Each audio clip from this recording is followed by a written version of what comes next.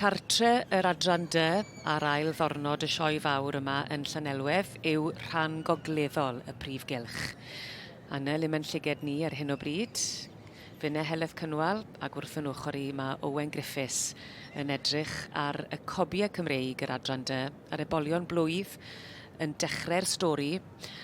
A dyma'r un sydd wedi cael ei dynnu mewn ar yr ucha ar hyn o bryd, te Owen. Ie, dyma ni cloddiau Tywyso Cymru, eiddo i Aled a Sarah Oliver Thomas, tad wedyn Fronarth Prince of Wales a'r fam cloddiau Ladies Last.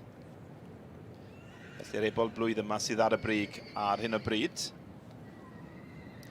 Simon Bigley yn beirniadu yr adran dy leni. Ac am y tro cynta hefyd yw eriod wedi beirniadu yn y sioe fawr. Wedi beirniadu yn y ffair ean y gorffennol, ond byth yn yr haf. Ie, mae hynny'n hollol wir, ond Simon yn hen law ar fagu cyffyle a beirniadu ar draws y byd. Wedi bod dros y dŵr droion, ond erbyn hyn yn cael beirniadu'r sioe frenhinol. Felly mae'r fraint yma'n fraint unwaith mewn bywyd, cofia Heledd. Felly os wedi'n beirniadu'r Cobiau Cymreig, gyd i ddim dofyn eto. Dyna ni. Dyna ni. Does dim hawl dyn nôl eto. Dim hawl dyn nôl eto. Felly mae rhaid i ni dy mwyaf. Mae'r het i ffwrdd. Simon Bigley wedi wneud i benderfyniad o frydfa Llanarth. A dyma ni mae yn swyddogol felly. Ie. Cloddiau Tywyso Cymru yn mynd â hi.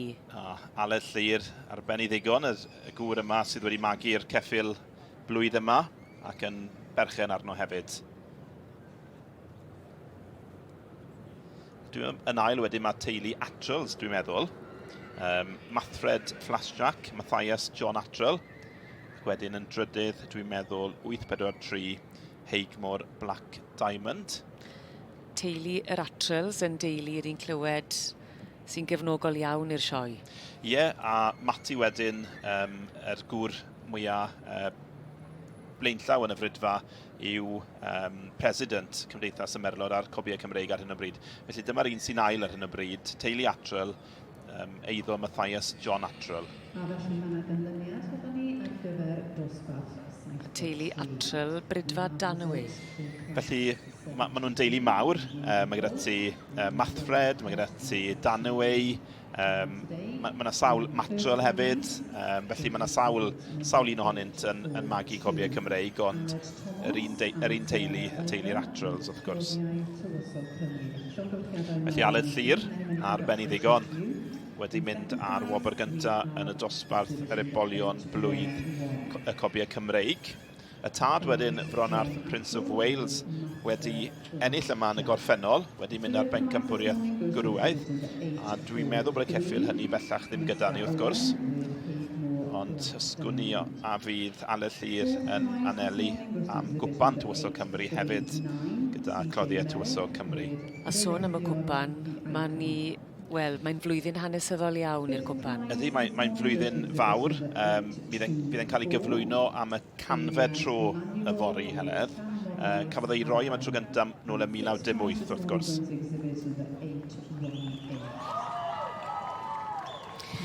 Wel, llongyfarchiadau mowr iawn. Fe mae'r chwarae bach mae'r Hywyn yn ennill yn y sioe fawr yn Llanelwedd, ond dyna'n union yw'r stori fan hyn.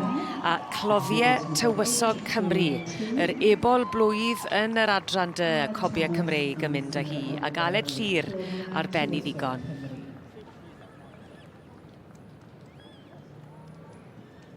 Following on from this class. Aled Llyr Thomas, o ochrau Tregaron yn wreiddiol yn bellach yng Ngogledd Cymru. Ti wedi dod a ceffyl ti wedi brido'n unan a ti'n gadael dy cardyn coch.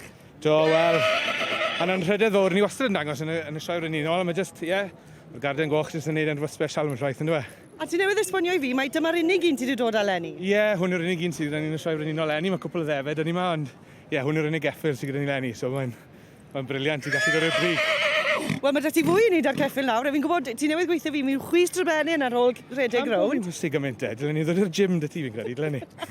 A croeso ti dod i'r gym dy fi, Aled, dim problem. Llongyfarchiadau mawr iawn i ti. Diolch.